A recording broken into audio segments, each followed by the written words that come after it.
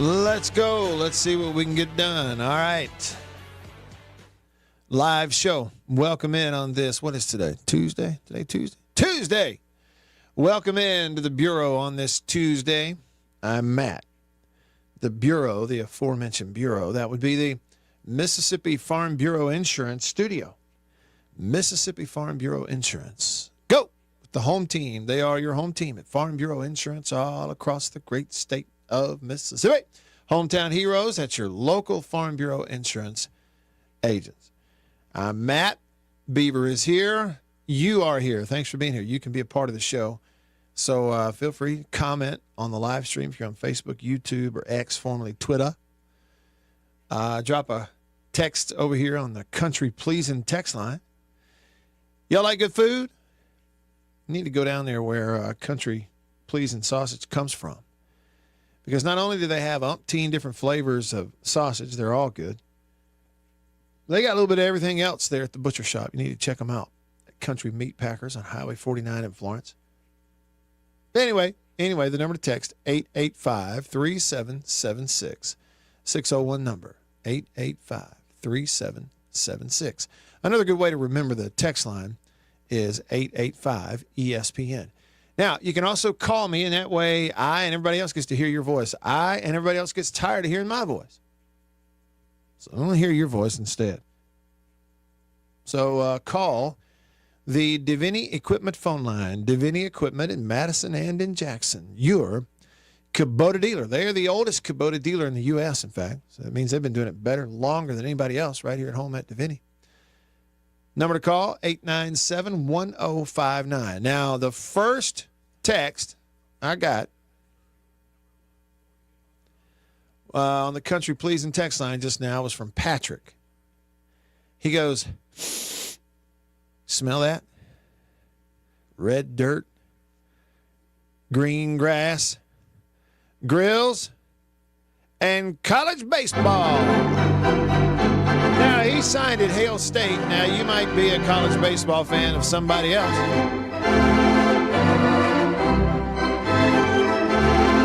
And if you are, that's fine. Take us out to the ball game. We are one day closer to Friday's opening day. I'll tell you this, Patrick, I'm in North Mississippi. I don't know where you are, but I'm not too far from Starkville and Duty Noble Field where they're going to play on Friday afternoon. And I hope they have the tarp down, because it is raining. It is raining. Well, that's all right. Can't rain on our parade on opening week. Oh, man. The best college baseball ballpark in America resides in Stark Vegas. Run, tell them I said it. All right, so baseball's on the table. I can't wait. We'll get this weekend behind us. We'll have opening weekend and get to see who looks like what. Whole new starting rotation for State on the Mound, and Ole Miss got a bunch of new guys, and so on and so forth. Year two for Coach O, or Oz, down in Hattiesburg. Yeah, so I'm excited about all of it.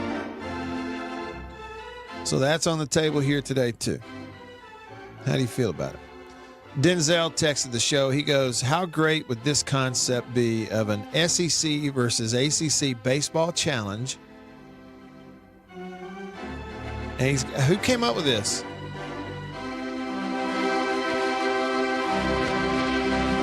Okay, so it's the SEC baseball guy on Twitter, huh? Or X. I can't stop saying Twitter. On X. It's the SEC baseball guy on X, who concept art only. He's come up with week A, week B, week C for an SEC ACC baseball challenge. And White Denzel sent me the graphic here. Coin toss to determine who's at home, and a 3-game series would be a great RPI opportunity for both conferences. Yeah, okay, but so if you are listening, just imagine it this way. What you have is 12 SEC, isn't that right? 12 SEC teams, not all of them, but 12 of them, going up against an ACC team on that particular weekend. And am I reading this right, Denzel? The concept is you would flip a coin to decide whose ballpark you're going to play at ahead of time. Yeah, that's true. I mean, hey, let's be honest. Do this, televise the coin toss ceremony, and that'll be probably, other than a live sporting event, about the most watched programming on the SEC network these days. Or ESPN for that matter. Maybe it is. It's a pretty neat idea. All right, more of your texts, your comments coming up. I hadn't had a chance to talk to Beeve yet. And now, here's my chance. Hey, Beeve! Oh, my headphones are betraying me. Hang on. Oh, man. He's having headphone trouble again. Let's do a GoFundMe for some new headphones for Beaver. How you doing, Beaver? I'm good. How are you doing? I'm missing you today. I miss you, Beaver. Yeah, where are you at, man? I thought we were back to Tuesdays. You're here. Yeah, my car's back in the shop. Oh, yeah. Mm-hmm. But they're fixing it. They figured out what was wrong with it, and they're fixing it. I go to pick it up this afternoon. Hallelujah. I'm going to need that car. So that's my excuse. That's why I'm not there. Beeve, you told me you were sick and tired of the countdowns to the start of college baseball.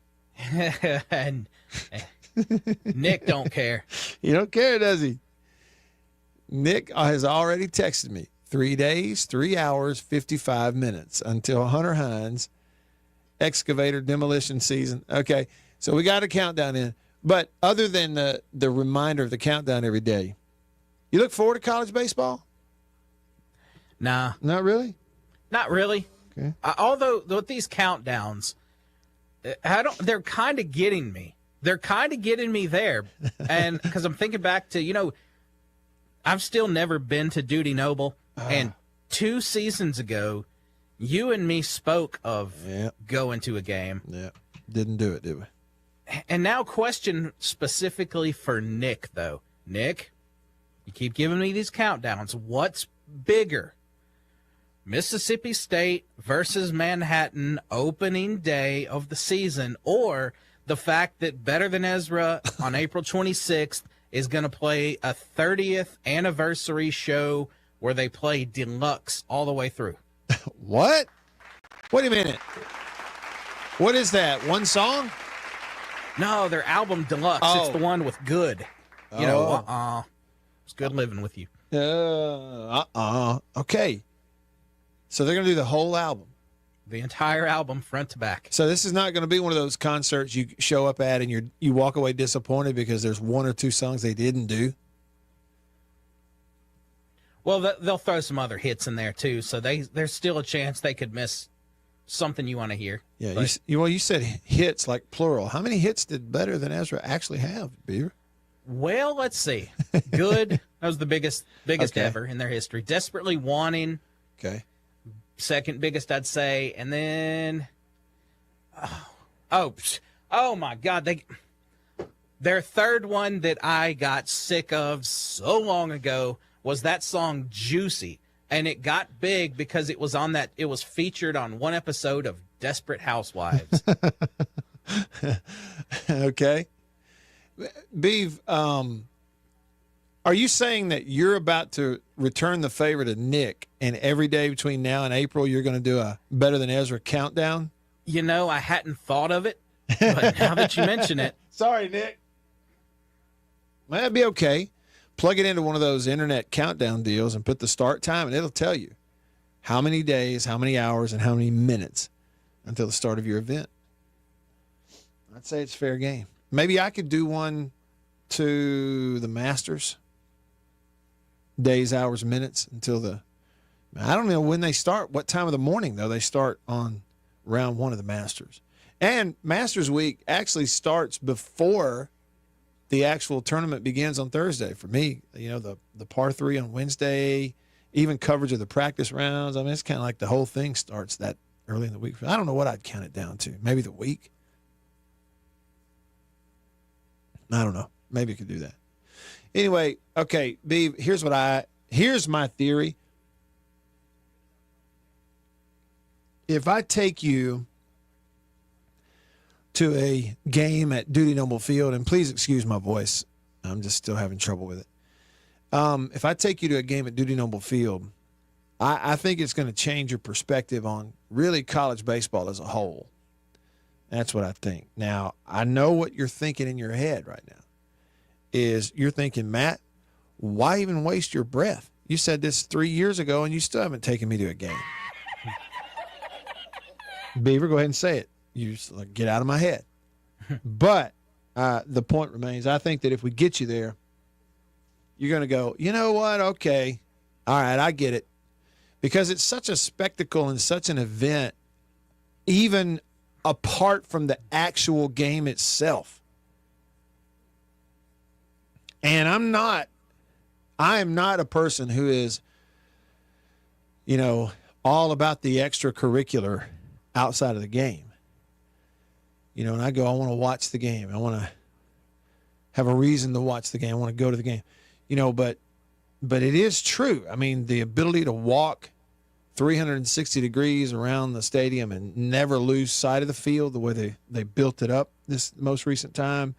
The food choices, we're not talking regular hot dogs, Beaver. We're talking big, pardon the pun from your previous reference, Beaver, but big, juicy, country-pleasing sausage dogs. You can get slaw on it if you want it. And not to mention, you run into people out in the outfield who've reserved those spaces. They're grilling their own food, and they say hey to you, and they hand you a hamburger as you walk by. The smells, the sight, everything, and it's just got cool stuff. It's a neat thing.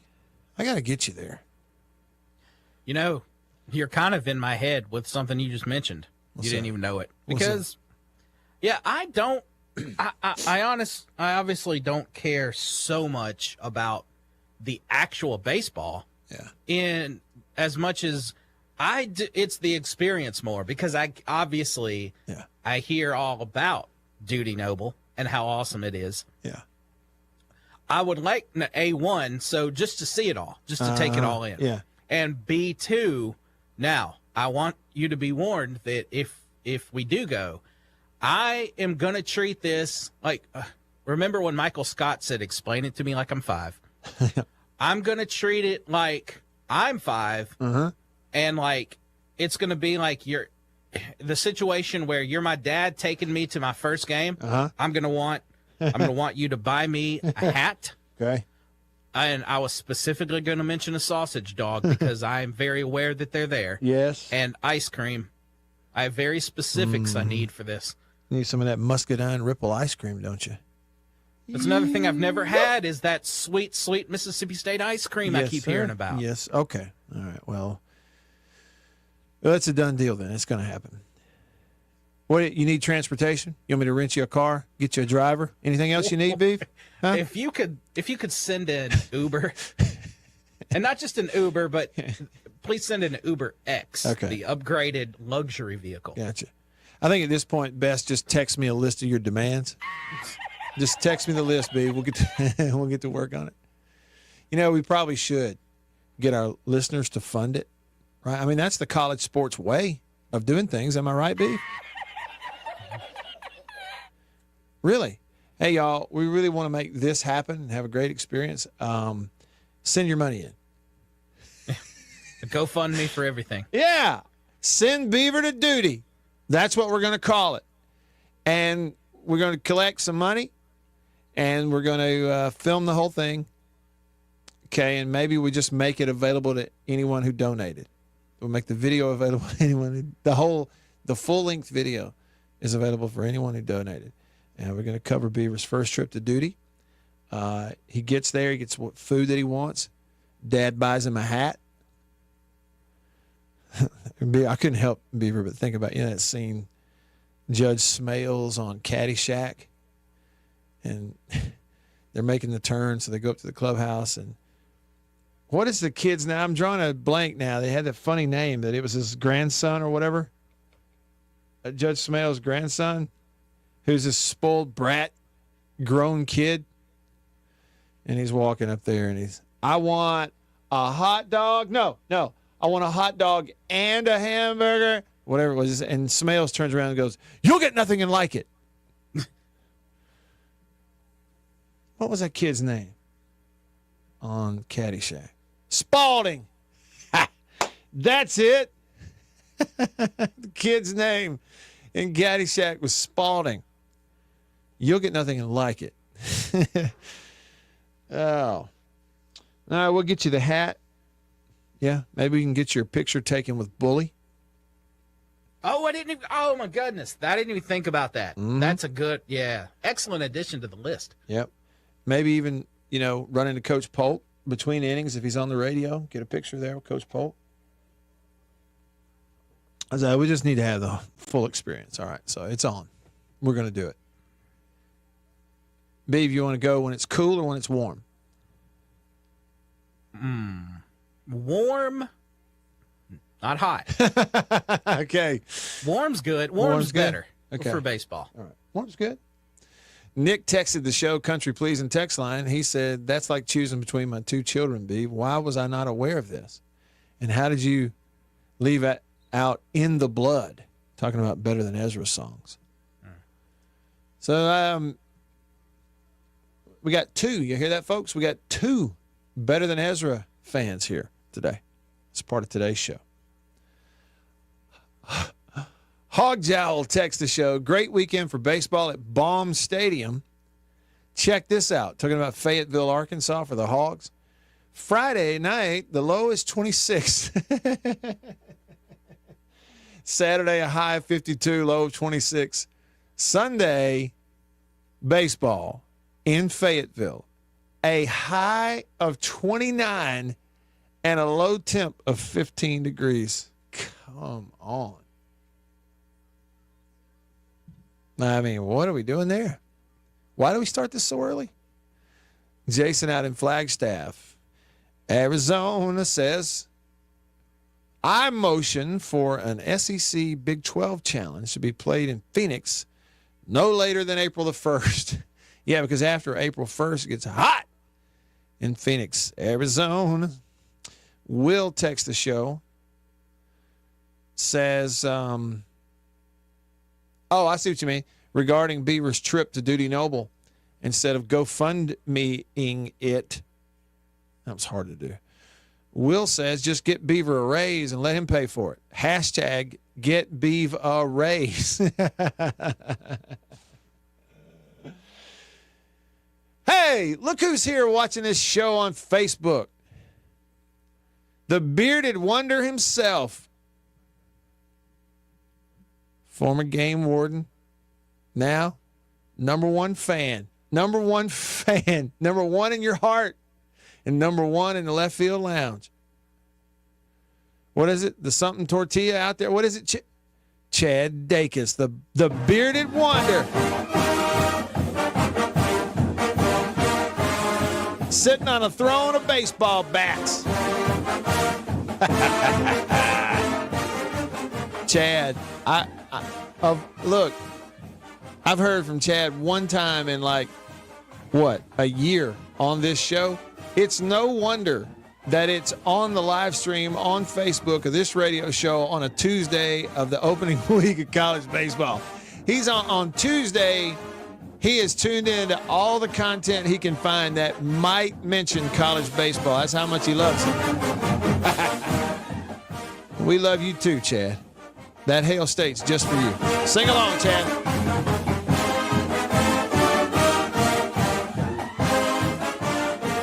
Outstanding. That's what we're here for. That's why we get up in the morning.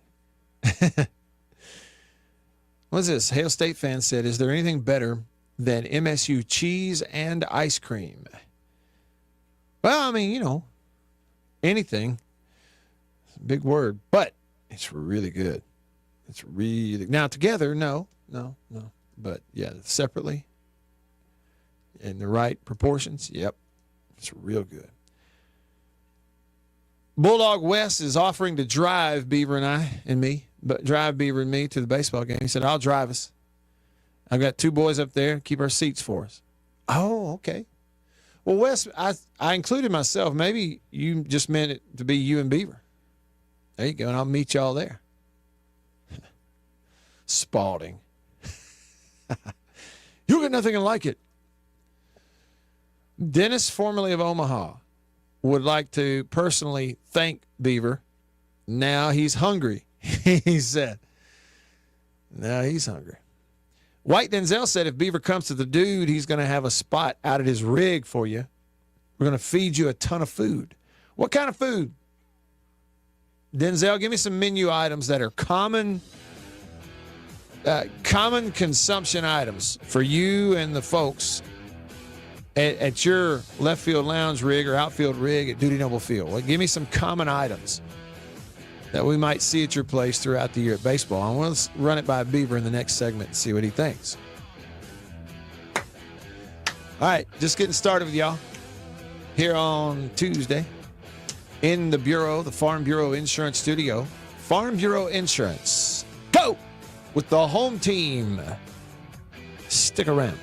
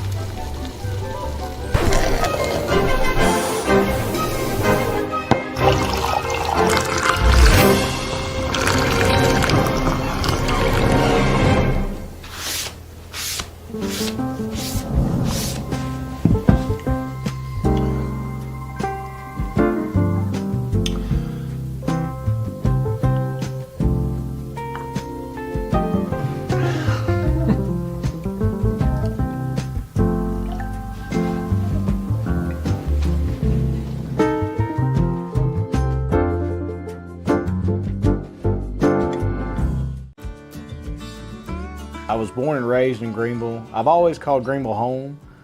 This is where I, was raised, went to high school, graduated high school, worked all my life here leading up to going to college. So even when I moved from Greenville, I always told people, they asked me where you're from, I always said I'm from Greenville. I have mother, father, brother, niece, aunt, all live here in Greenville. So this is home. This is where I, live, and I've just always called it home. Small town, I feel like I could walk in any place tomorrow and know 2 to 3 people in there. It's small town. Someone's on the side of the road broken down. Hey, you need a boost, flat tire, you need help changing it. That's just kind of, what I love about this area. The blues and the food and everything that comes along with the Mississippi Delta that I love. I tell people all the time, my business cards have my cell phone number on them for a reason. Insurance doesn't happen from 8 to 5. When you need me, it's going to be after 5.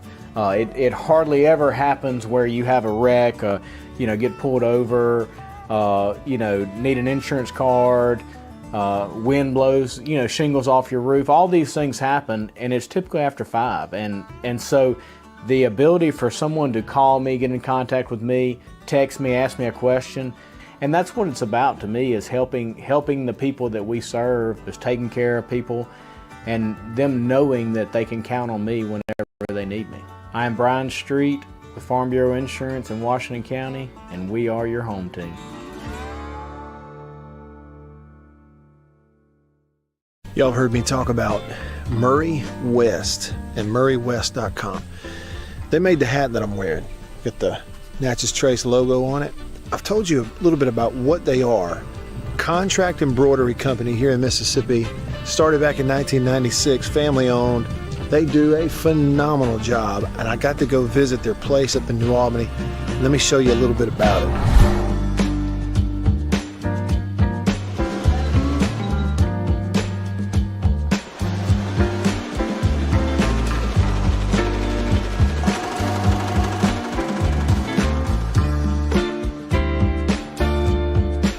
When I say they do quality stuff, they really do. And so custom apparel, team stuff, really and truly, just about every high school in the state is sending their embroidered, team gear, jackets, shirts, hats, stuff.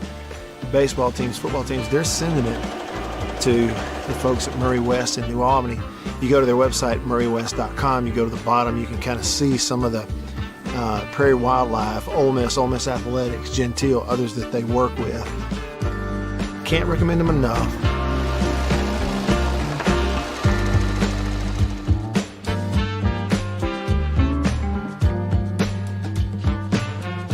If you need your logo printed, embroidered, sewn on to anything, custom apparel and other stuff, make sure you go there.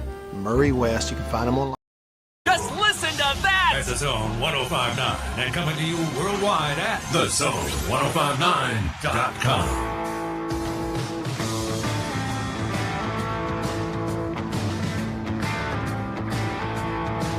All right. Back with you. I'm Matt in the Bureau, the Farm Bureau Insurance Studio. Farm Bureau, go! With the home team. They are your home team. All right. Hey, Beaver, here you go. Here's some food items that you may find prepared out there in the outfield at Duty Noble if you go with White Denzel to the game. Okay, so let's see. Let's see if you're thumbs up or thumbs down, okay? First up, Beav, pork tenderloin. 2 thumbs up. Ooh, he likes it. Next, pulled pork. 2 thumbs up. 3, country pleasing sausage dogs. 2.5 thumbs up. How's that even possible? That's like giving 110%. That's 3. Number 4, ribs. 4 thumbs up. 4 thumbs up. I want all of that. Okay. Dry ribs or wet? I always go with wet, but I'm certainly not going to turn down a dry rub. Okay. I'm just never sure of how good the dry rub is when I get ribs from somewhere. So I just play it safe, and I'm like, well, I'll just add my own sauce. Yeah. Well, I'm a dry guy. But see, like you, I'm not turning down any ribs, ever. I might turn down a sandwich that tells me it's got rib meat, but there's no bones in there. But I'm not turning down ribs ever. And beef, the thing about it is I don't go and buy a lot of ribs. I don't either. What is it about us liking something that much, but we don't go and buy it and eat it very often? Doesn't make any sense. I've never smoked a rib, so I wouldn't even know how to approach it. I'd rather just go. I'll go down the street and get it. Yeah. I used to grill them all the time. I tell you, man, like my life. I was thinking about this just the other day, Beaver, and I'm very happy. God has been really good to me and to our family, and primarily we're healthy. And we got so many blessings, and I'm very happy. But here's the thing: I don't do half of the things I used to do. I have this mindset of that I don't really have time. It's either time or money. Either I don't have time and I do have the money, or I don't have the money and I do have the time. And in some cases, I don't have either one. For things like grilling out on the back porch, 4-hour rounds of golf, all day fishing trips. You know what I'm saying? I used to do all those things. I don't do any of that. My life pretty much consists of I very happily am just looking for ways to continue to provide for Annabeth and Mary Lydia. That's pretty much it. And, continuing to just work and get more work. I'm okay with it. Is this what being a grown-up is like? No more recreation and fun stuff? Maybe so. Oh, hey, look at here. This is great. Thanks for reminding me of this, Dog Tired. You know, anytime you can reference, you know, Saturday Night Live from back in the day, back when it was funny, I'm all for it. But if you can also reference someone like Norm Macdonald, so he heard us talking about Better Than Ezra. Dog Tired references back in the day when Norm Macdonald was on Saturday Night Live. He was doing the Weekend Update.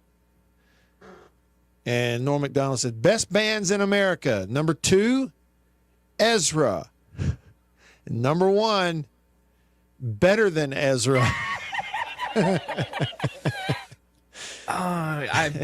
Now, we've got to switch it around, though. The delivery was... Yeah, help me. I don't remember it exactly.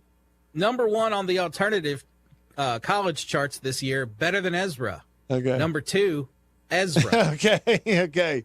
So it was the other way. Yeah, but Dog Tired, that's still an excellent reference. I enjoy that you brought that up and you remember that.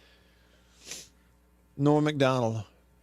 Who were all the Weekend Update guys? Dennis Miller, Colin, what's his name? Quinn. Didn't he do it for a while too? Yeah, Colin Quinn.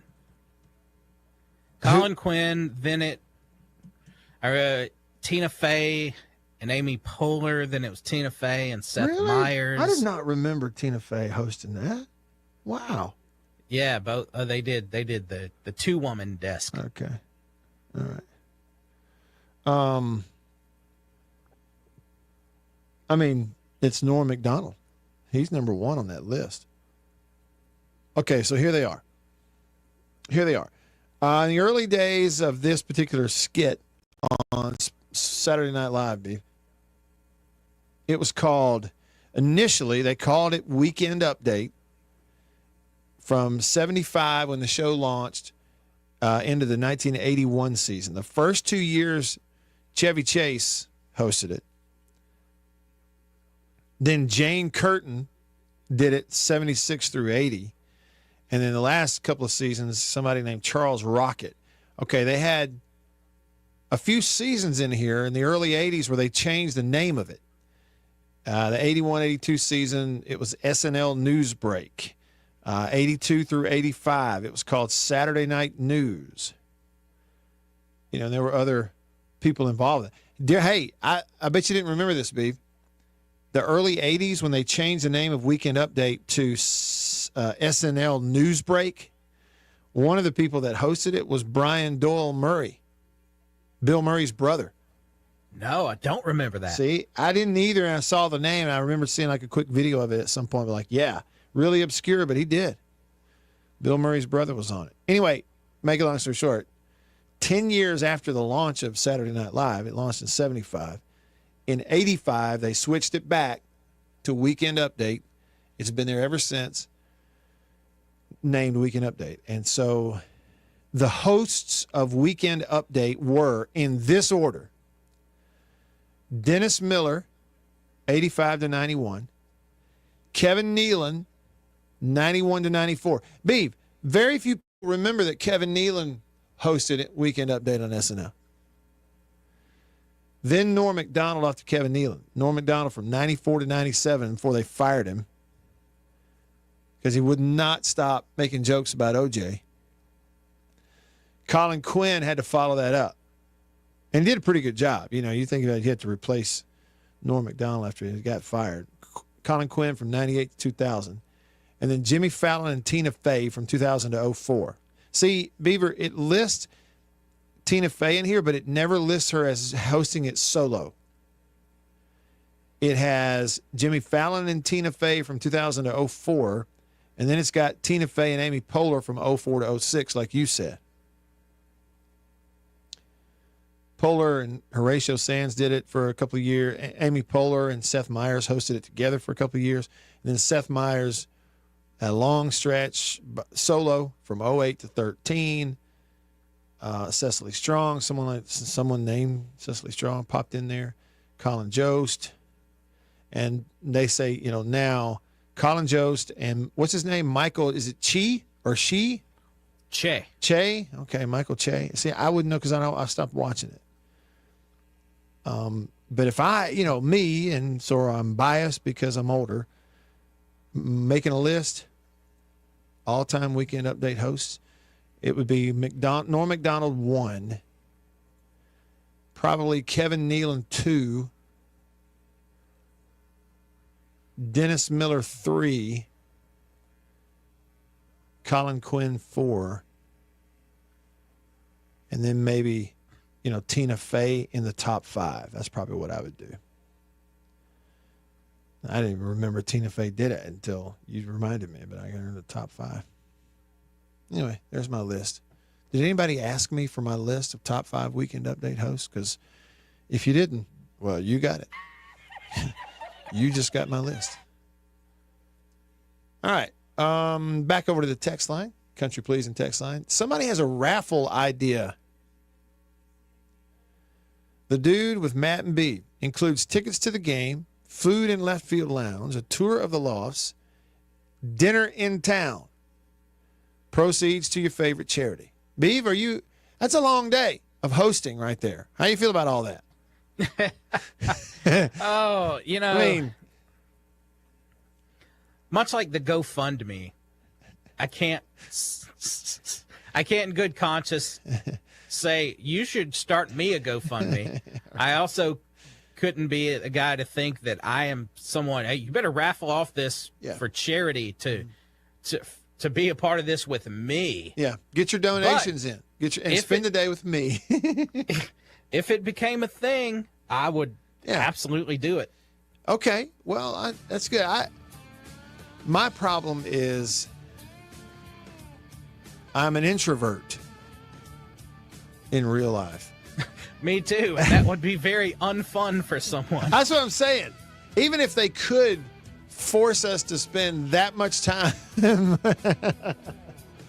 I'm afraid it might be unfun. I mean, imagine at the end of all of that, dinner in Starkville with Matt and Beaver, and we don't say a word the whole time. I mean, I wouldn't put anybody through that. Good food here. Game tomorrow. How about this weather? All right. Rolling along with y'all in hour 1 in the Farm Bureau Insurance studio. Stick around.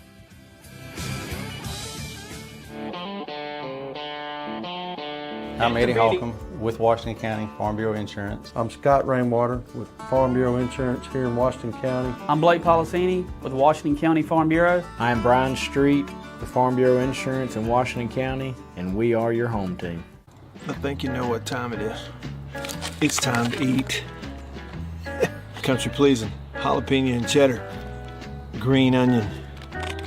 And no, it's not a grill, see that? But the fire is just about burnt down enough where it's time to put some of this on there. And the only decision when it comes to country pleasing sausage is which flavor, jalapeno and cheddar or maybe green onion. Both. Break me off a piece of that. Look at that. You know what that is? That's real green onion. Like that monkey who set his tail on a railroad track. It won't be long now.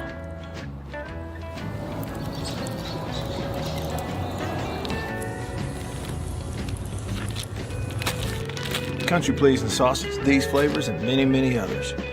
Get them online at countrypleasing.com. At a grocery store near you, pretty much anywhere in the Southeast. Walk up in there and say, Country Pleasing, please. They'll know what you're talking about.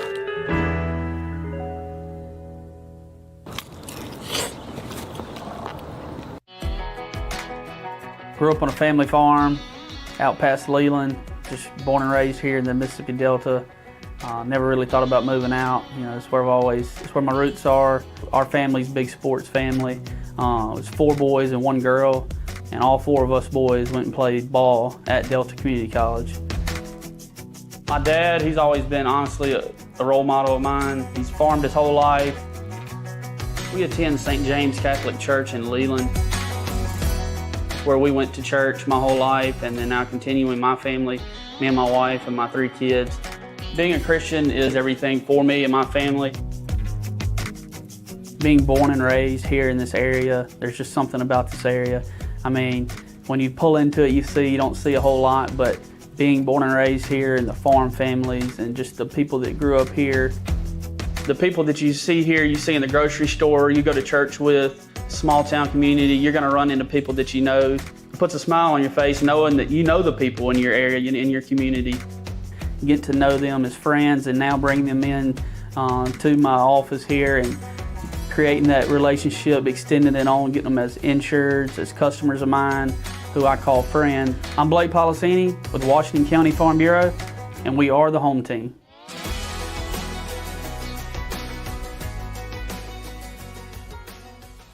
Y'all heard me talk about Murray West and murraywest.com.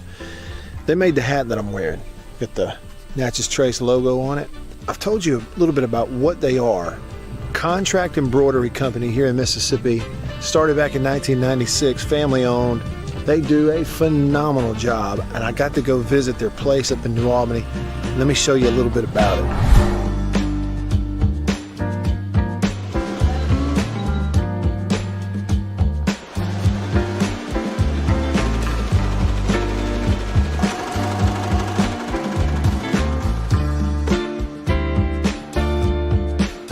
I say they do quality stuff. They really do. And so custom apparel, team stuff, I mean, really and truly, just about every high school in the state is sending their embroidered, team gear, jackets, shirts, hats, stuff. Baseball teams, football teams, they're sending it to the folks at Murray West in New Albany.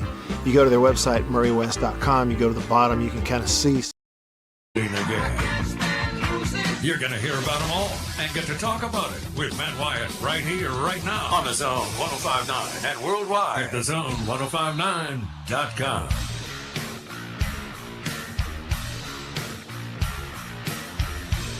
All right. Back with you, rolling along here on this Tuesday. Still first half of the month, but man, it's getting to the midway point of the month real quick. I'm Matt Beaver is here. Y'all can be a part of the show. Hit us up in one of two ways, or three ways, that is. You can comment on the live stream. Hey to you, if you're on Facebook or YouTube or tuning in out there streaming it on X, just type in a comment, post it, pops up right there on the screen. Now I can pop it up on the screen. You can see it. Like Sven says, and the dude go to left field lounge and eat some alligator. Yeah, every now and then they'll have it out there. Yep. PT for MSU texted the show. He said, did some ribs and country pleasing for the Super Bowl. Mighty fine victuals. Look at that. Yes, sir. What was that? Original? The original smoked sausage flavor? Or was it one of the others? I got some jalapeno and cheddar in there I'm thawing out. I'm going to start in on that soon. Been too long. What, a week? Speaking of food, this may confuse you when I tell you what this is. I'm going to see if Beaver likes these things. Today, February the 11th, is National Peppermint Patty Day. Yeah, you had a character on the Peanuts gang with Charlie Brown, created by Charles Schultz. He's a genius. Named Peppermint Patty, and she had her own theme song. But this is the other kind of peppermint patty. This is the edible kind. Peppermint Patty Day recognizes a treat enjoyed by millions around the world. Sink your teeth in the minty chocolate sweet. So, Beav, I have two questions for you. First, do you like peppermint patty little treats? And what do you think of when you hear the word minty? Okay, whoa. First off, get out of my head. We'll get to that in a second. Answer to part one. I do like them, but these particular candies come with a parentheses, a caveat, I guess. Yeah. Because they're good, I know that, that you can get the big one or they come in the real small ones. But for me, it's good, but it's not a candy that I can just sit there and eat a lot of because it's almost too minty. Right. And that's where you were in my head because I know you were looking for the Nate quote. I'm looking for it because you generally remember those word for word. Yeah, and it's not like the Nate quote applies, but that's real life. Like it's just too. I don't want to sit and eat like chocolate minty combination a bunch. Have you noticed that peppermint patties have gotten mintier lately? Okay, here's the thing. What mint chocolate to me, Beaver, you know what I think of? I think of those little round discs in the shiny green packaging, green and gold packaging, that are almost like after dinner mints almost. They're like candy / after dinner, but they're not a mint because it's the little peppermint patty thing. And, you used to, like you'd eat some places or whatever, you're way out, you'd pick one up at the desk and eat it on the way out of there and grab a toothpick. That's kind of what I think. I don't know about the big ones. Now, don't the Girl Scouts, don't they sell these? The Thin Mints. Okay, Thin Mints. That's what I'm thinking of. Oh man, you gone and triggered a memory with those little after dinner mints. You know what I'm talking about, don't you? Yeah, exactly. Back when I was young, my grandparents, one of their favorite restaurants, it was downtown Jackson. It was called the Elite. And they would take me and my 2 cousins there all the time. And up at the front desk, there they were, those exact mints and the exact wrapping you're talking about. 5 cents each. 5 cents. Put it on the bill. More Bully says those things are called Andes. ANDE', Andes. He says that's what they're called. Well, hey, when's the last time you saw a commercial for York peppermint patties? It's been a while. Been a while. And we used to see it all the time. York peppermint patties, first made in 1940, distributed regionally. York dominated the market because of its firmness and crispness, while the others were soft. A former York peppermint patty employee remembered that the final sample test of the patty before it left the factory was called a snap test. If the candy did not break clean in the middle, it did not make it onto the candy store shelves. This has me wanting one. Okay, and that's the other thing, too. Whether you like them or not, whether you crave these little peppermint patty candies or not, if you've ever had one, all you got to do is think about it to be able to taste it. In other words, it's strong and it's memorable. So happy Peppermint Patty Day, everyone. Again, you have a character on the Charlie Brown character named Peppermint Patty, but that's not this is. And I don't know if y'all knew that or not, too, but the Vince Guaraldi, the composer, did all the Charlie Brown music for all the TV specials, and now it's associated with the Peanuts gang. Those songs, many of them were for particular characters. The Peanuts gang. Charlie Brown had his, and Linus has a song. I don't know if you knew that. You look them up. A lot of those songs he did that you hear it, you're like, oh yeah, that's Charlie Brown. Well, yeah, but it's a specific character in Charlie Brown. This one's Peppermint Patty. All right. Over to the phone line, the Davini Equipment phone line. Davini Equipment in Madison and in Jackson, your Kubota dealer. More Bully on line 1. 2 days in a row, More Bully. We get to hear from you. What's up? It's me. It's the MWRE. What's going on? You kind of you're sounding more and more like Barney Fife every time you do that. I don't know if you realize it. Well, I'll take it. He's very famous. Okay. Hey, I wanted to tell you a quick story about the Elite.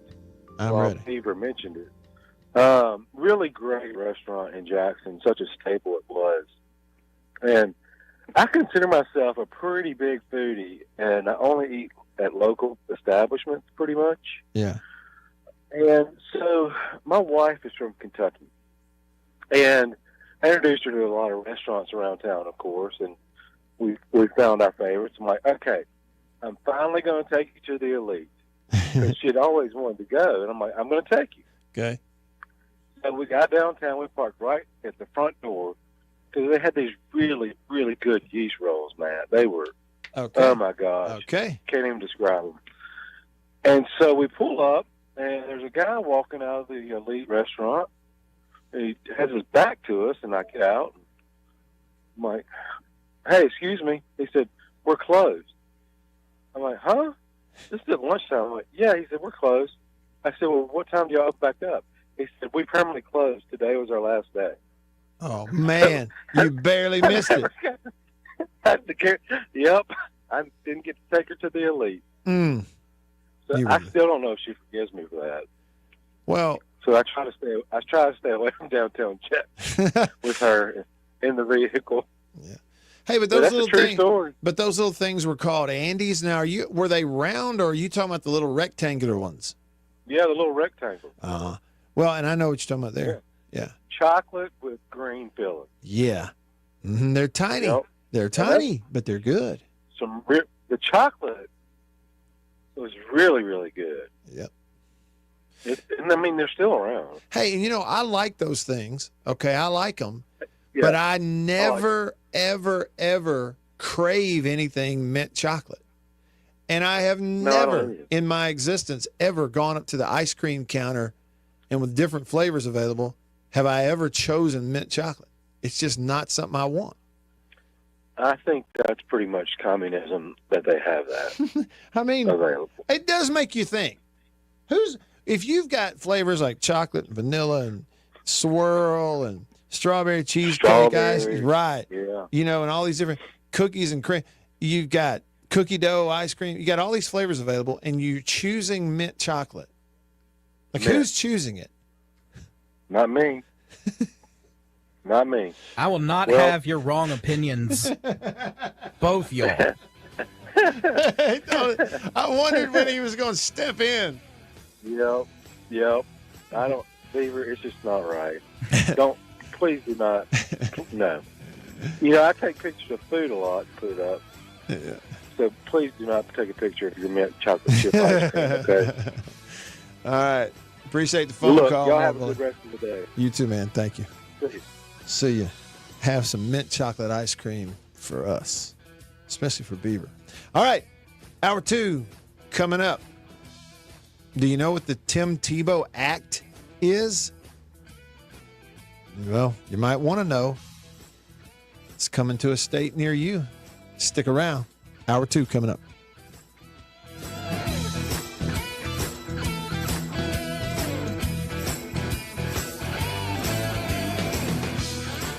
I'm Eddie Holcomb with Washington County Farm Bureau Insurance. I'm Scott Rainwater with Farm Bureau Insurance here in Washington County. I'm Blake Policini with Washington County Farm Bureau. I'm Brian Street with Farm Bureau Insurance in Washington County, and we are your home team. Y'all have heard me talk about Murray West and MurrayWest.com. They made the hat that I'm wearing. Got the Natchez Trace logo on it. I've told you a little bit about what they are. Contract embroidery company here in Mississippi. Started back in 1996, family owned. They do a phenomenal job, and I got to go visit their place up in New Albany. Let me show you a little bit about it.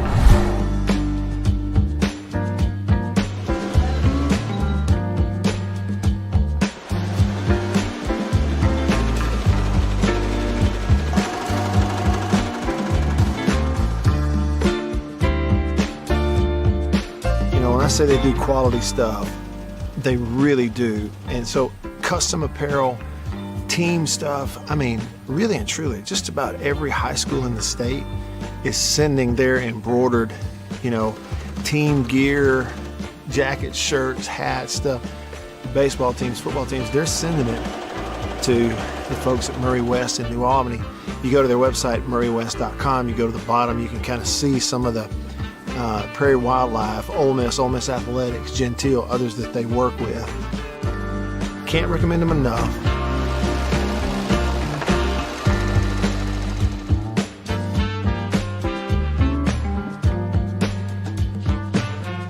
If you need your logo printed, embroidered, sewn on to anything, custom apparel and other stuff, make sure you go there. Murray West, you can find them online, murraywest.com. That's MURRY West.com. I had this opportunity come up through a friend of mine that was an agent here at Farm Bureau that, you know, he said this may be something I like to do because he knew I was involved in the community. And what we do, we're supporting the community. We're doing stuff to protect the members of our community. I've been here almost a decade. And what we do, we help people every day through the products we sell. We make recommendations to them, stuff to protect their assets, protect their lives, their families, and you know, we're local. We're local people. Everybody that works in this office has grown up here, lived here, played ball in this community. I've coached in this community, been on the park boards, the sports league boards, the booster club boards. The community is what's important here in Farm Bureau. We push the local community. We're a Mississippi company. That's a Washington School team ball from 2019. Greg Wallace was the head coach then, and him and I were really good friends. I've been in Greenville my whole entire life. My family's been here. This is home. I'm not going anywhere. I'm here to support the people of Washington County, protect them. I'm Scott Rainwater with Farm Bureau Insurance here in Washington County. We are the home team.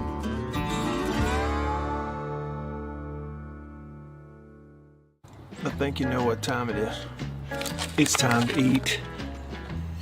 Country pleasing, jalapeno and cheddar, green onion. And no, it's not a grill, see that? But the fire is just about burnt down enough where it's time to put some of this on there. And the only decision when it comes to country pleasing sausage is which flavor, jalapeno and cheddar or maybe green onion. Both. Break me off a piece of that. Look at that. You know what that is? That's real green onion. Like that monkey who set his tail on a railroad track. It won't be long now.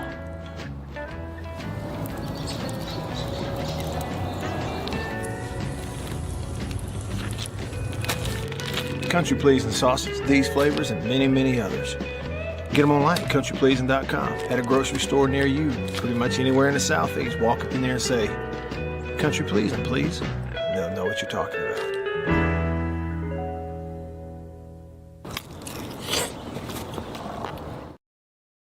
Hundreds. With that kind of money, you could go big time on a fancy water bottle with ultra titanium alloy metal. You're not sure why you need all that. I mean, it just holds water. But you're getting it anyway. Because if you're hiking near an active volcano and you accidentally drop the bottle into molten lava, your water will still be icy cold. Switch to Progressive and you could see.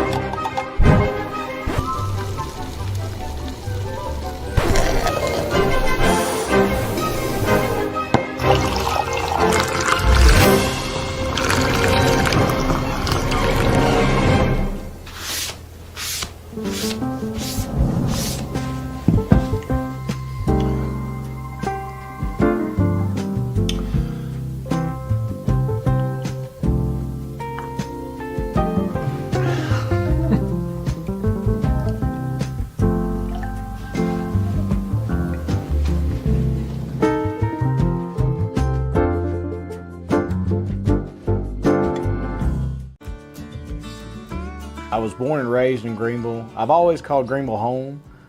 This is where I, was raised, went to high school, graduated high school, worked all my life here, leading up to going to college.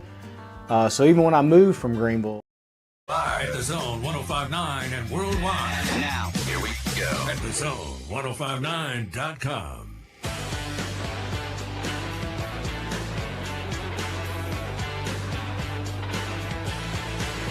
All right, back with you. Hour number 2 rolling along here. on this Tuesday, 11th of February.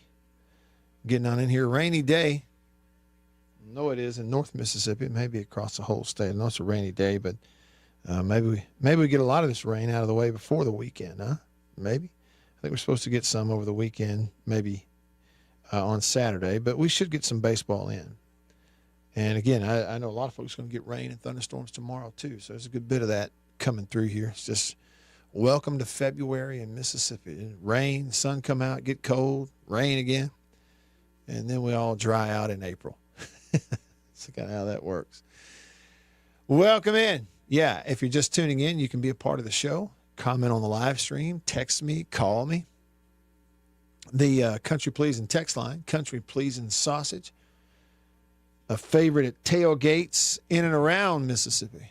Country Pleasing Sausage text line, 885-3776.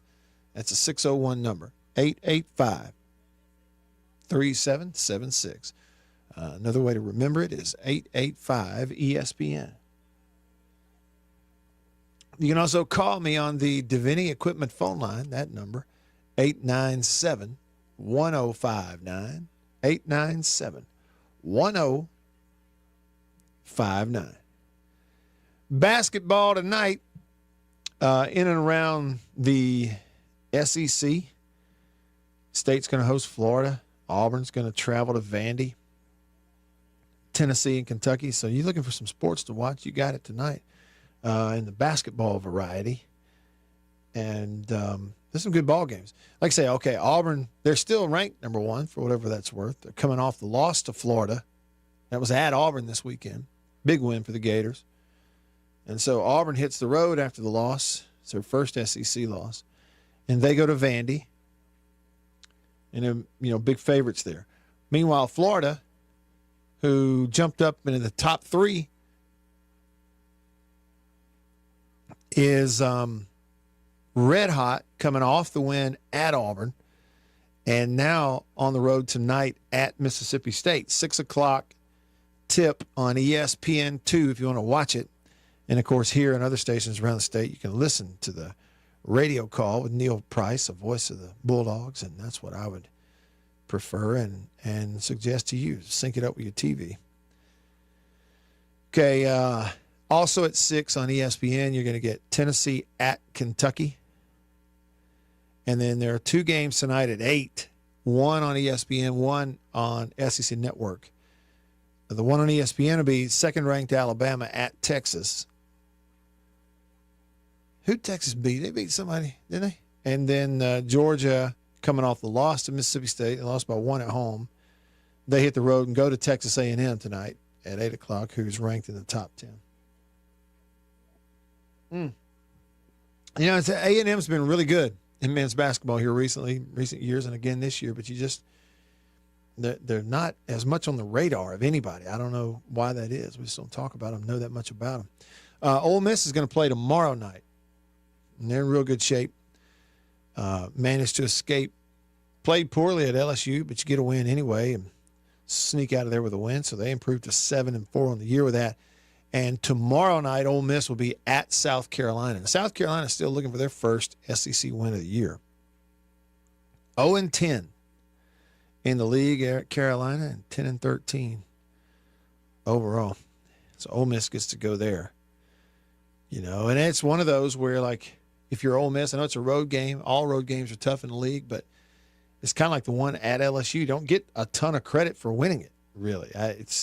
It's a consequence. If you lose it, it's bad, but winning it, you're just kind of supposed to, right? Also tomorrow night, Oklahoma goes to Missouri, and LSU will go to Arkansas and Fayetteville. Those are your SEC men's games here in the midweek. I was peeking ahead of the weekend, as a just in case. We'll see what happens tonight. Alabama's playing, Auburn's playing. I think they're both on the road. But they're ranked number 1 and number 2 in the country, and they're going to play each other this coming weekend, this Saturday, on ESPN at 3 o'clock. So 1 versus 2, Alabama versus Auburn. And I guess go ahead and call it the Iron Bowl of basketball if you want to. It doesn't bother me. because you're going to hear that also this Saturday about State and Ole Miss. They're going to play each other in Oxford. So it's the rematch of the game that State won in Starkville, and it was in overtime. Really good ball game. And so State will go to Ole Miss and play up there this Saturday at 5, and they're going to put it either on ESPN2 or ESPN, depending on how their schedule shakes out. So that's just a peek ahead to the weekend. All right, listen up. I asked you this at the end of the first hour. Have you heard about this thing called the Tim Tebow Act?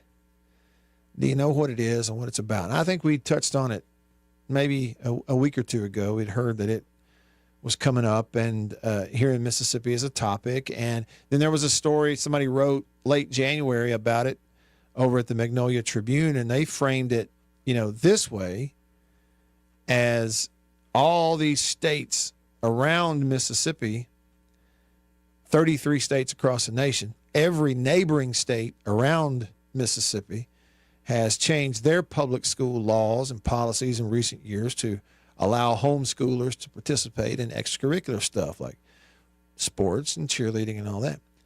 And so it's looking like same thing may happen here in Mississippi. Right now on the Davini Equipment phone line, one of our state representatives, Jansen Owen, is with us and is willing, thankfully, bless his heart, he's willing to come on my radio show and let me just lob some questions at him to try to learn about this and kind of see where things are. Representative Owen, thanks for coming on the show. I really do appreciate it here on this Tuesday. Thank you for the invitation. I appreciate the invite. Yeah. And if it's okay, if I call you Jansen, I know everybody else does too, but that's totally fine. Okay. Well, here's what I want to do. I want to start. I'm just going to ask kind of some basic questions because I need to learn about it too. I'm not an expert, really. I just know the very surface level details about even what the Tim Tebow Act is. And so start me off with the act itself as it's proposed and written in terms of proposed legislation.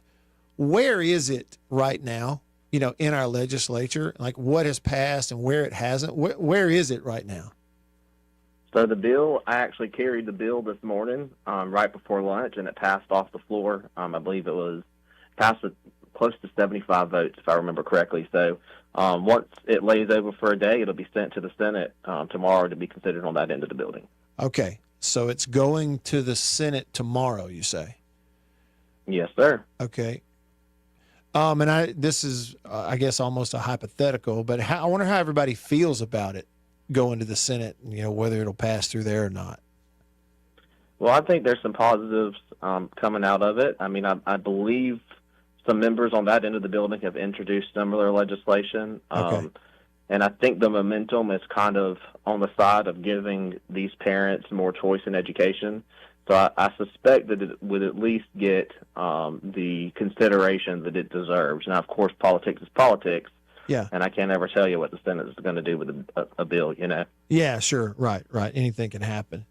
Representative Jansen Owen on your radio right now. Okay, so it passes through the House today. It's going to go to the Senate tomorrow. And it's called the Tim Tebow Act, I guess, or that's my impression of it. And how would you describe for a listener, the very basics of what it is and what this Tim Tebow Act is? Yeah, so I'll start with the name. So it's named the Tim Tebow Act because we all know who Tim Tebow is, the Heisman Trophy winner. He played for Florida. Yeah. Well, he played high school football in Florida, but he was not a high school student. He was actually a homeschool student. Okay. He was able to participate in high school athletics because Florida has a similar mechanism under their law that allows homeschool students to participate in extracurricular activities offered by their public school systems.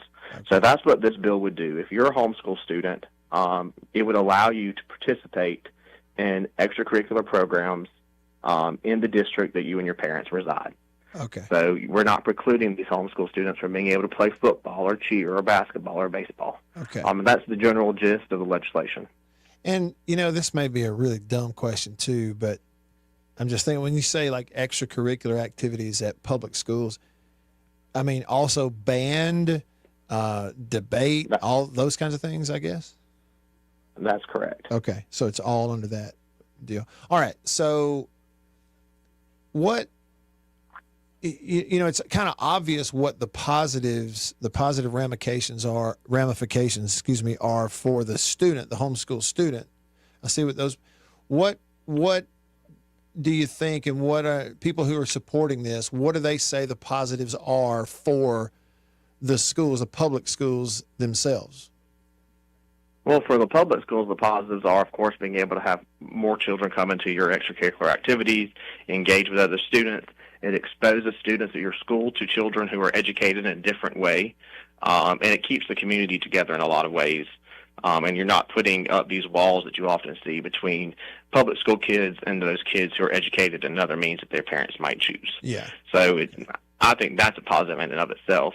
Mm-hmm. Now, you're probably going to ask me about the criticism. So one of the big criticisms that we've gotten as we've considered this bill in the last few years is that, well, you know, public school kids, they're held to academic standards in sports. Of course, that varies by district, but generally, to participate in sports, you're held to certain academic standards. Yeah. So in order to make that playing field a little bit level, we do have in here that if you're a homeschool kid, you do have to take a test so that you can be held to similar academic standards as we would hold the regular public school students moving forward. Yeah. Okay. And is like a one-time test, or is that something they would take every year as they go through? Every year at the end of the year, yes, sir. Every year at the end of the year, they would take the test that all the other students take at the end of the year. Yeah. Okay. All right. Yeah, I was going to ask about the criticisms because, I mean, I guess there obviously have been some like that over the years because as I was reading that story, right, Jansen, like the states around Mississippi have already passed something like this, and we kind of have not yet here in Mississippi. So obviously somebody found reasons not to pass it through, and I was just curious what some of those were. Right, that's really it. There used to be there were some complaints like, you know, they think that they should put up more money. Well, my contention is their parents are paying taxes like everybody else. So we believe they've already got the financial investment in the program. And we originally had in the bill that schools could charge an additional activities fee. But Representative Lancaster made a good point that, you know, these parents are already paying taxes, so they shouldn't be charged anything different than what regular public school students are being charged to play these sports. So we took his amendment on the House floor and we removed that provision that allowed the charging of additional fees. Yeah.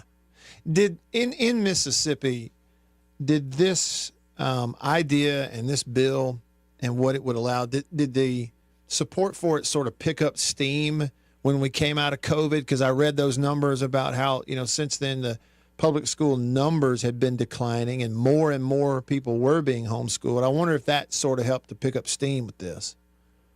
I would say it absolutely did. You know, when Tebow first won his Heisman and was, you know, just getting out of his college football career, there were a couple of bills that came up in Mississippi years ago, before I was even in office. And it kind of died down, but then after COVID, the number of students who went to homeschool, the number of parents who explored those homeschool options, we started getting more and more feedback from people out there because so many people transition to the homeschool environment, whether permanently or even temporarily, or at least wanted that option. But parents are always like, well, I want my kids to be able to participate in sports, and we can't do that right now. So I would agree with you that COVID and how COVID changed our education system, it had a big impact on the support for this bill here in recent years. Sure. Representative Jansen Owen, state representative, on your radio right now. We're talking about this Tim Tebow Act. He told us it passed the House today, goes over to the Senate tomorrow. It would allow homeschool students and kids to play public school sports and other extracurricular activities like cheerleading and other things. Okay, and one thing you brought it up a minute ago, Jansen, was the stipulation in there that you got to be in the district of that public school in order to go there. Do other states around us that have this Tim Tebow type act, you know, passed into law, do they have the similar deal where you got to go to school or play for a team close to you? Yeah, they do, and that's because they want to avoid the high school transfer portal situation. You don't want people pulling their kid out of school and homeschooling them just for them to be able to pick what particular district they want to play football for, if that makes sense. Right. So we don't want to get into the habit of opening up a high school transfer portal for athletics and whatnot. Yeah. Right. Which, it really does make sense. And I will say this too, Jensen, I'm sure you experienced the same thing. When I first heard about this probably a month ago and had a conversation or two about it just with friends and family, almost every person would ask that exact question. Wait a minute. They go, wait.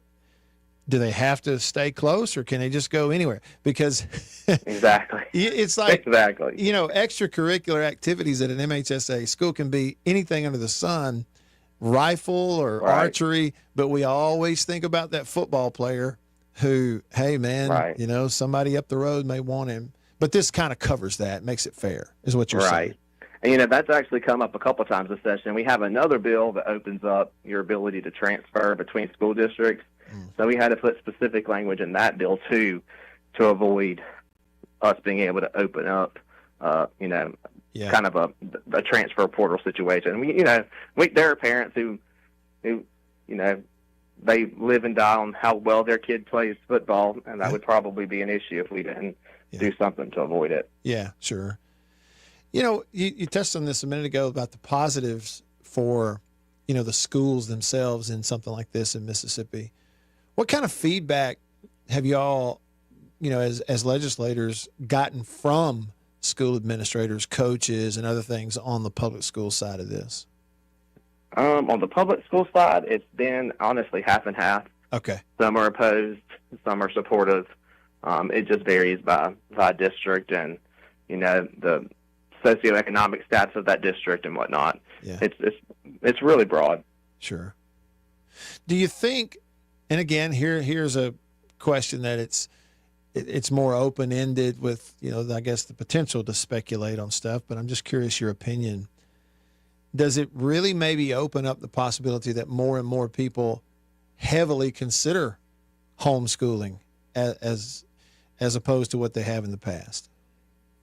Yeah, I think so. I mean, even right now, I think more parents are considering homeschooling just as a result of what happened during COVID. People experienced it and realized it's not that big of a problem. Yeah. But I do think it probably will open the doors up to some more people who want to do homeschooling but fear their children missing out in sports. Yeah.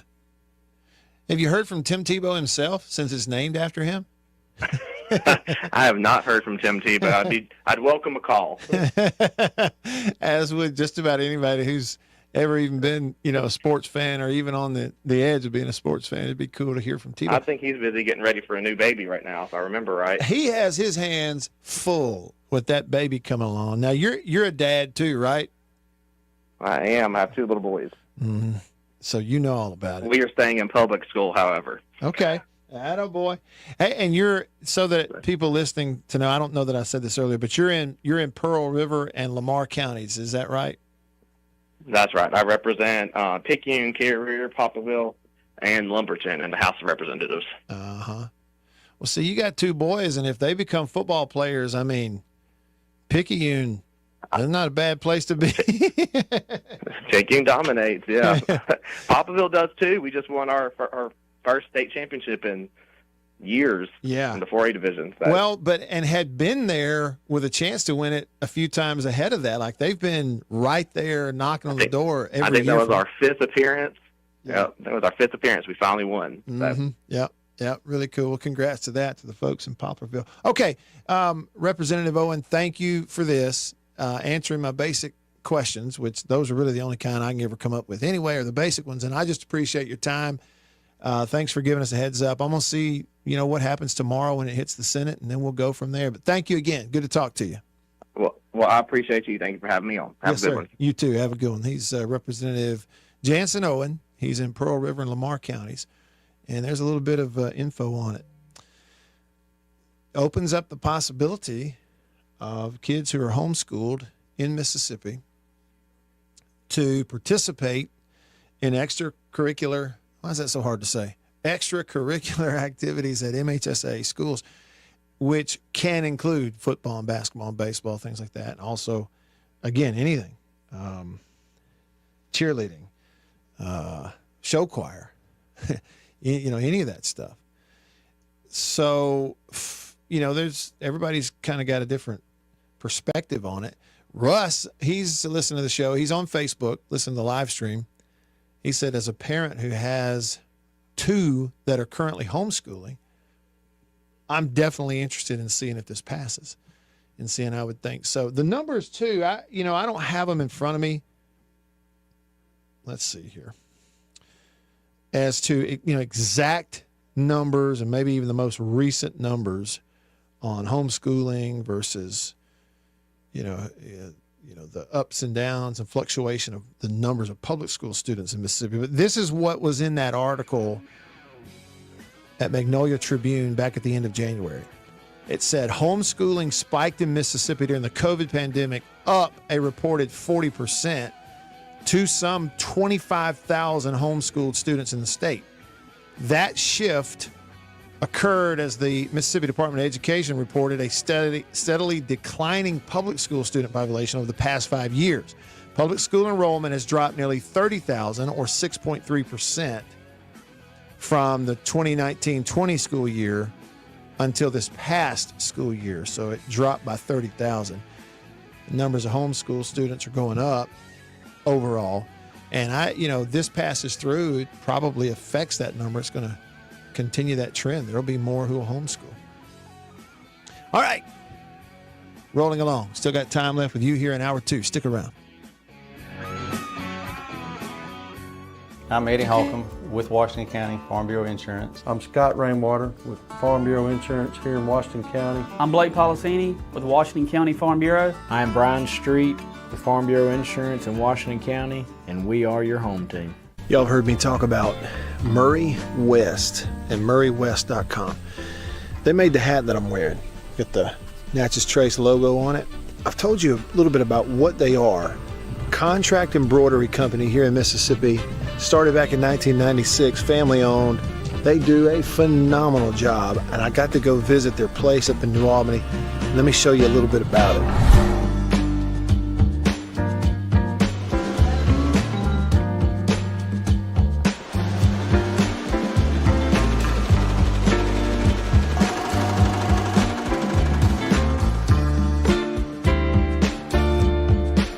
When I say they do quality stuff, they really do. And so custom apparel, team stuff, really and truly, just about every high school in the state is sending their embroidered, team gear, jackets, shirts, hats, stuff. Baseball teams, football teams, they're sending it to the folks at Murray West in New Albany. You go to their website, MurrayWest.com, you go to the bottom, you can kind of see some of the Prairie Wildlife, Ole Miss Athletics, Gentile, others that they work with. Can't recommend them enough.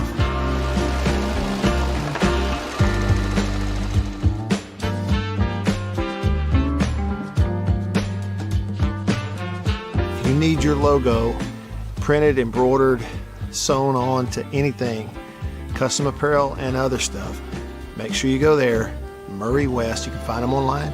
MurrayWest.com. That's MURRY West.com.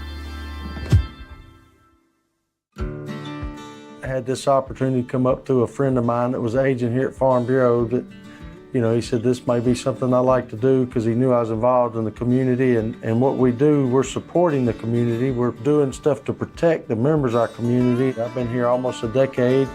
And what we do, we help people every day through the products we sell. We make recommendations to them, stuff to protect their assets, protect their lives, their families, and we're local. We're local people. Everybody that works in this office has grown up here, lived here, played ball in this community. I've coached in this community, been on the park boards, the sports league boards, the booster club boards.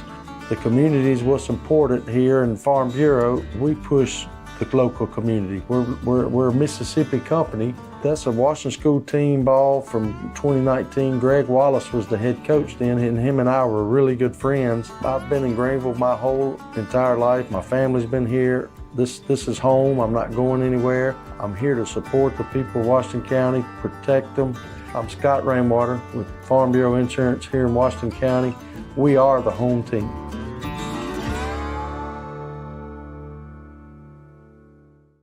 I think you know what time it is. It's time to eat. Country pleasing, jalapeno and cheddar, green onion.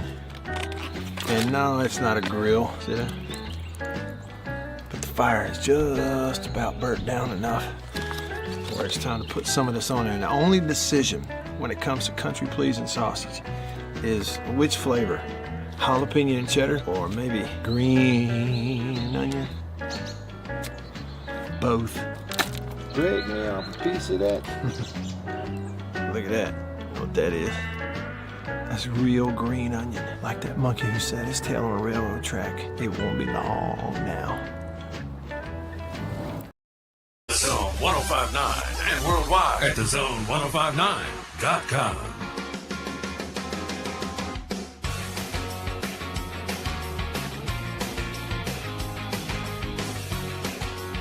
All right, back with you.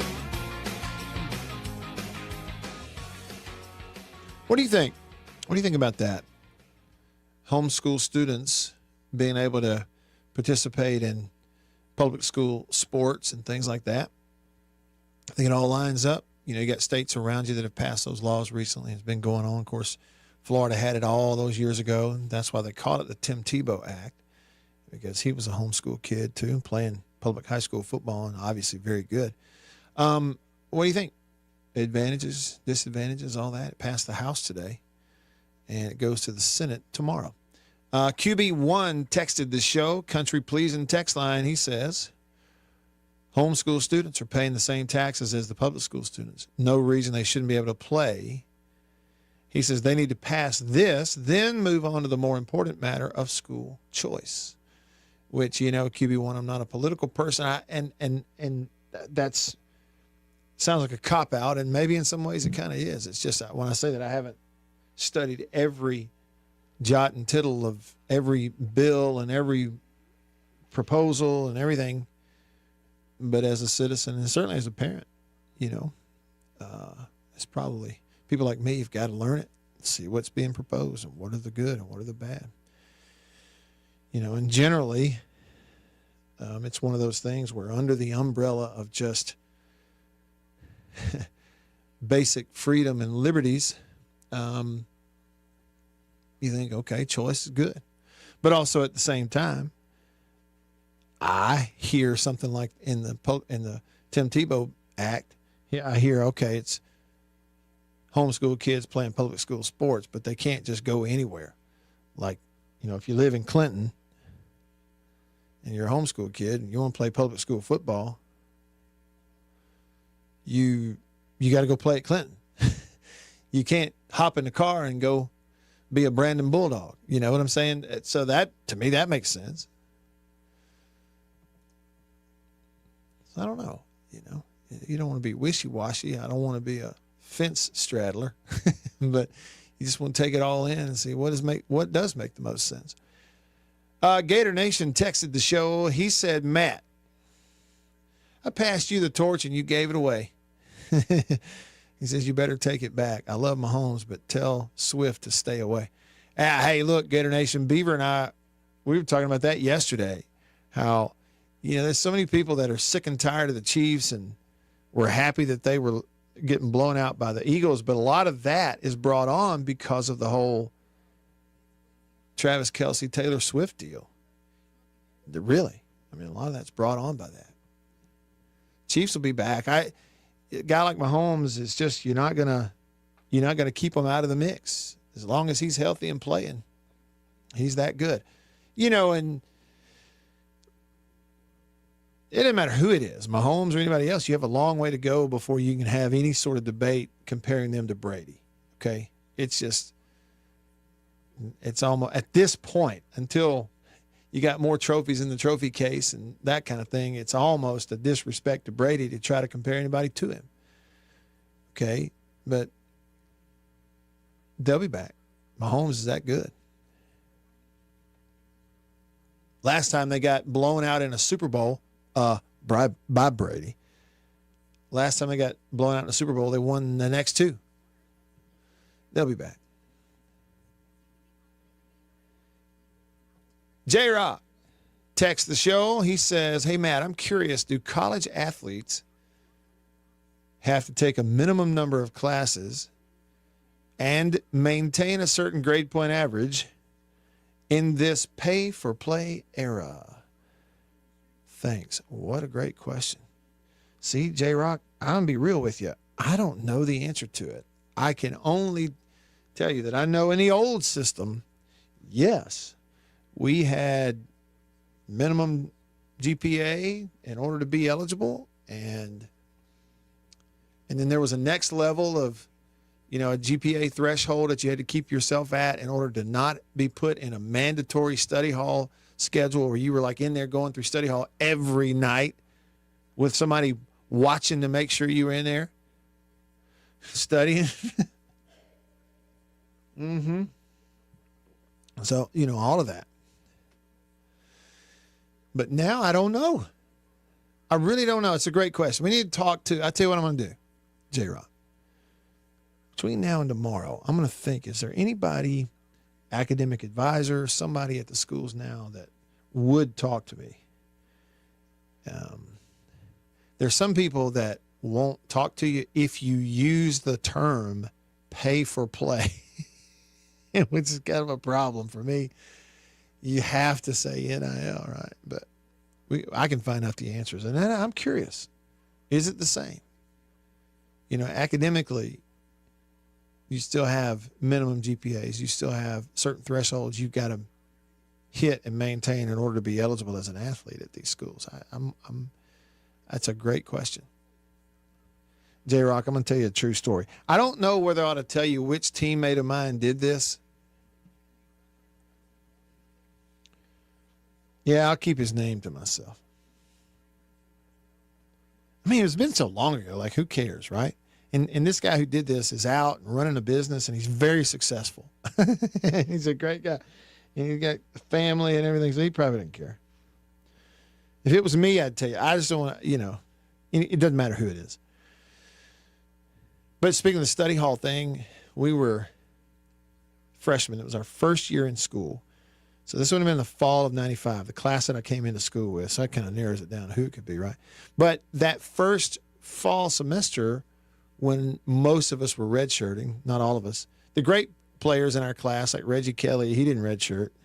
and he was on to the NFL when we were still juniors in college. But the rest of us, we were redshirting, so that was a good year for us to really load down academically and try to knock out a whole bunch of stuff so that the remaining years, starting with year two, which, redshirt freshman, sophomore, junior, senior, our loads could be a little lighter academically while we were really focusing on football. You know what I mean? Not taking as many hours in year two as you did in year one. So year one, we're taking a lot of hours and heavy classes, like a lot of your freshman basic stuff, which some of the hardest classes you would take, the college freshman algebra and some of that stuff. Okay, so harder classes, more hours. You're loading up that first year and focus on academics because you're not playing anyway. So it was hard. And after the first semester, I was one, for example, who had a really good time. My first semester in college. Not playing, just going to practice, getting to dress out for the games. They're not going to put me in, for any reason. Not ready to play. Red shirting. And just going to practice and going to school. Had a really good time. And so I had a very low GPA that first semester. At the end of that first semester, like very low. As did a bunch of us in that freshman class. And so we got put in that mandatory study hall. And so that second, our first spring semester, this would have been a spring of 96, we're having to go to this mandatory study hall schedule. And if you miss like 1 minute of this mandatory study hall, Coach Sherrill would just run the you-know-what out of us. Like, it was like, don't miss it. And we would go to it, and it was on like the first, second, third floors of the old McCarthy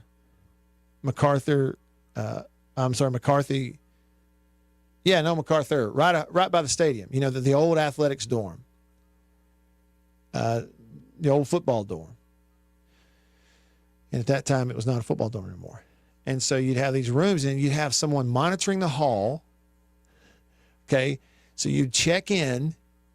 They would sign you in, watch you go into your room down there to go they was converted into a study hall room, and make sure you didn't leave. And if you did leave, they marked down the exact time you left. So you better be in there the amount of time you're supposed to be in there. But those rooms on that, it's really the second floor, not the ground floor, but really the second floor. They had outside windows, still do.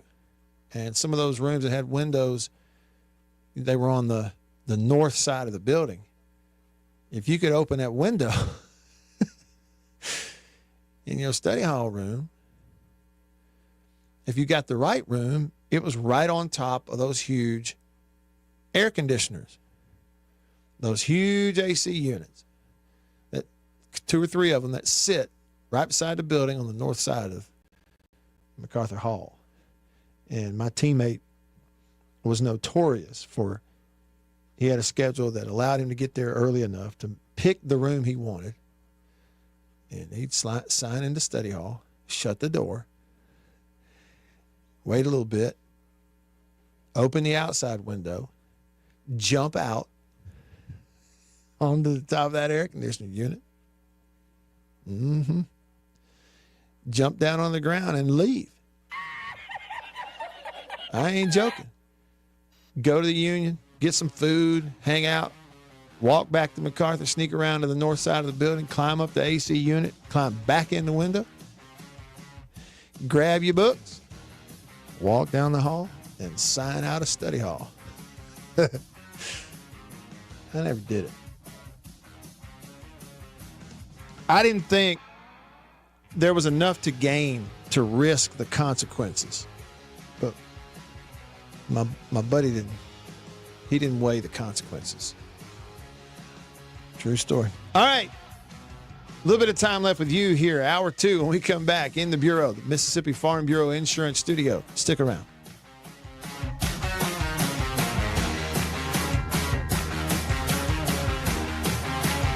I'm Eddie Holcomb with Washington County Farm Bureau Insurance. I'm Scott Rainwater with Farm Bureau Insurance here in Washington County. I'm Blake Policini with Washington County Farm Bureau. I'm Brian Street with Farm Bureau Insurance in Washington County, and we are your home team. Y'all have heard me talk about Murray West and MurrayWest.com. They made the hat that I'm wearing. Got the Natchez Trace logo on it. I've told you a little bit about what they are. Contract embroidery company here in Mississippi. Started back in 1996, family owned. They do a phenomenal job, and I got to go visit their place up in New Albany. Let me show you a little bit about it.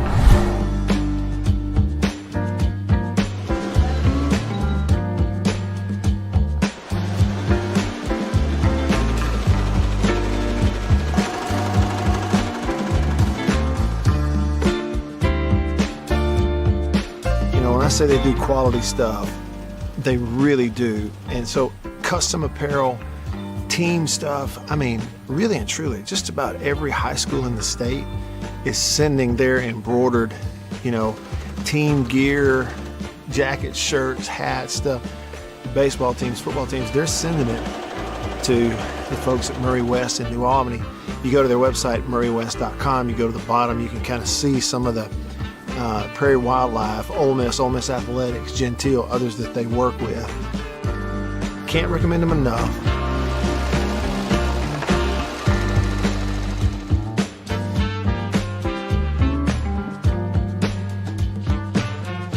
If you need your logo printed, embroidered, sewn on to anything, custom apparel and other stuff, make sure you go there. Murray West, you can find them online. MurrayWest.com. That's MURRY West.com.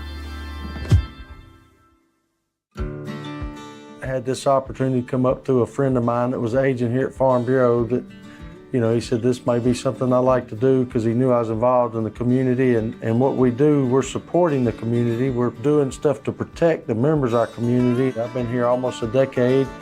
And what we do, we help people every day through the products we sell. We make recommendations to them, stuff to protect their assets, protect their lives, their families, and we're local. We're local people. Everybody that works in this office has grown up here, lived here, played ball in this community. I've coached in this community, been on the park boards, the sports league boards, the booster club boards.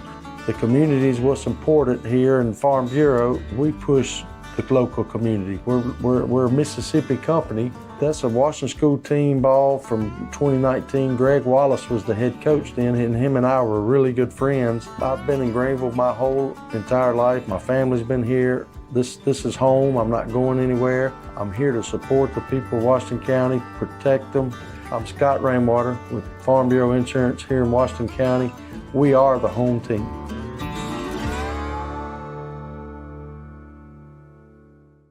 I think you know what time it is. It's time to eat. Country pleasing, jalapeno and cheddar, green onion. And no, it's not a grill, see that? But the fire is just about burnt down enough where it's time to put some of this on there. And the only decision when it comes to country pleasing sausage is which flavor, jalapeno and cheddar or maybe green onion. Both. Break me off a piece of that. Look at that. What that is. That's real green onion. Like that monkey who set his tail on a railroad track. It won't be long now.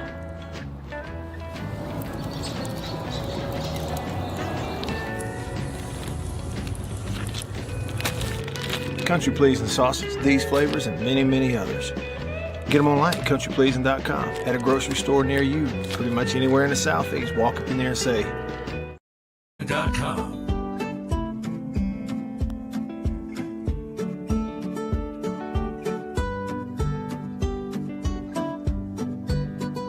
All right, back with you. I'm Matt in the Bureau, the Mississippi Farm Bureau Insurance Studio. Staying connected to you because of C-Spire, the #1 network in Mississippi, is C-Spire. Check them out at cspire.com. Every now and then I talk about Elvis on the show, or like play an Elvis song. Ready, set, go, and go. I got a gal that I love so. I'm ready. Young Elvis. Ready to rock and roll down to the coast. All right, on this day, 1956, young Elvis appeared on the stage show for the third time. And he was finally given permission from CBS to perform that song, Heartbreak Hotel. Then later, in 1979, on this day, the TV movie called Elvis, that also starred Kurt Russell, aired on ABC. Elvis everywhere. Let's see what else. What else happened on this day in TV? On this day in 1986. Wow. Now here's one. Here's one for the all-time trivia whatever. On this day in 1986, Boy George guest starred on an episode of the A-Team.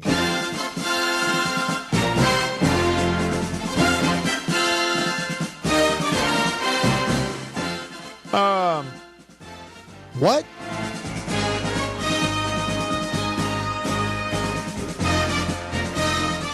What was Boy George doing on the A-Team? Around about that time, though, 85, 86, there was this, flash of Boy George popularity out there in pop land. And maybe this was the people that put together the A-Team thinking it would just draw eyeballs to the show. Maybe that's what that was. But Hannibal, B.A., And Boy George? That's weird. True story, though. Check out these birthdays. Oh, there was one more. Hold on, there's one more. Listen to this. Okay, Beaver, forgive me for such a poor memory sometimes, recall. You have great recall. Have we talked or not about whether or not you were a big fan of the show Friends? Have we talked about it? Okay, he was? All right. But not, yeah, I mean, sort of. Okay, anyway, on this day in 2002, 23 years ago, the 6 stars on NBC's Friends signed a deal for $24 million each for their 9th and final season of the series. So all of them, think about it. The show Friends, on this day in 2002, every last one of them, $24 million each to do one final season of the show Friends, right? This day, February 11th, 2002. Well, February the 11th also just happens to be the birthday of Jennifer Aniston. She was born on this day in 1969. So on her birthday in 2002, she got a check for $24 million to do one more year of Friends. That's cute. Beaver, that's good work if you can get it, though. Yeah, well, Matt Wyatt, the reason I say that's cute is because Jerry Seinfeld was offered $110 million to do one additional season. I didn't know that. Of really? Seinfeld. Really? He turned it down. Didn't need it. Beaver, $110 million, does not need it. It's good work if you can get it, Beaver. Hey, I got one more, and then I'm coming to the phone. Just real quick, hang on. Born on this day, February the 11th, 1936, the late but great Burt Reynolds. The longest yard in Smokey and the Bandit. Eastbound and down, loaded up and trucking. Are we gonna do what they say can't be done? We've got a long way to go and a short time to get there. I'm eastbound just like That's Jerry Reed and his song Eastbound and Down, but that was the song for Smokey and the Bandit. So Burt Reynolds, he passed away in 18, but he was born on this day back in 1936. Former Florida State Seminole football player. All right, over to the phone lines, the Davini Equipment phone. The one, the only. Today on the call screen, he's got his own name, his real name, Brando, on line 1. What's up, Brando? Hey, Matthew, I can't believe that I was introduced correctly. Yep. Hey, real quick, the Burt Reynolds deal, I haven't watched SNL in a long time, but did you ever see Norm Macdonald in Jeopardy? The big hat on? Yeah, that huge hat. Yeah, it's pretty hilarious. And chewing gum the whole time. Chewing gum, real and quick. he wrote his name down on the screen, and instead of writing Burt Reynolds, he wrote Turd Ferguson. Turd Ferguson, and I still love Turd Ferguson. I introduce myself like that sometimes. And I'll tell you another thing I used with is Dick Trickle. Yeah, right. And people But that are was, like, oh my God. but that's I'm a like, real race. NASCAR That's driver. right. He was a real winning Dick NASCAR Trickle, driver. But awful name. That's a true story, though. Awful name.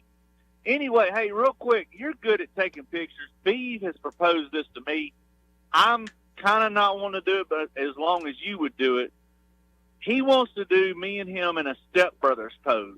Like my hands on his shoulders, kind of in the back, like an Olin Mills thing. If you can do that, let me know. I'll pay for it. Well, I feel sorry for him. He's been wanting to do it for a while. So y'all have a good one. You too, Brando. Step Brothers. You know what, Beaver? That entire phone call from Brando was about one thing. Somebody dared him to get that NASCAR driver's name on the radio. That's all that was. Guarantee you that's what that was. And I am not cocky arrogant, overconfident, but I am confident. So, Brando, if it involves a camera, there's never a question of can we do it. We can do it. If it involves a camera, yeah, I can do it. It's just a matter of should we do that? Yeah, it'd be funny. But I don't know that it necessarily requires a new photo because the internet has gone to town with just taking that Step Brothers photo of Will Ferrell and what's his name? John C. Reilly. And just taking that and using it basically as a background and photoshopping other faces into their face or heads onto the bodies of those. Yeah, so maybe that's all it would require. And also have my hand up here, very proficient in Photoshop. And so we might just do that instead. How about that? I mean, the man, Beaver, finally comes back around. He unbans him from the station. He's finally today back around to typing in his actual name in the prompter there, Brando, instead of Turtle Man or Schmando. Gets his real name on and immediately comes in here and makes a joke about Beaver. I'll tell you what. Some people are just ungrateful.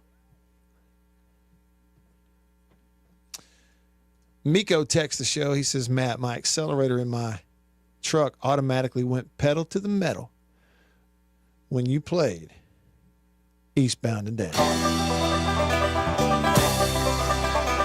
He said it's just something about that song. I know it.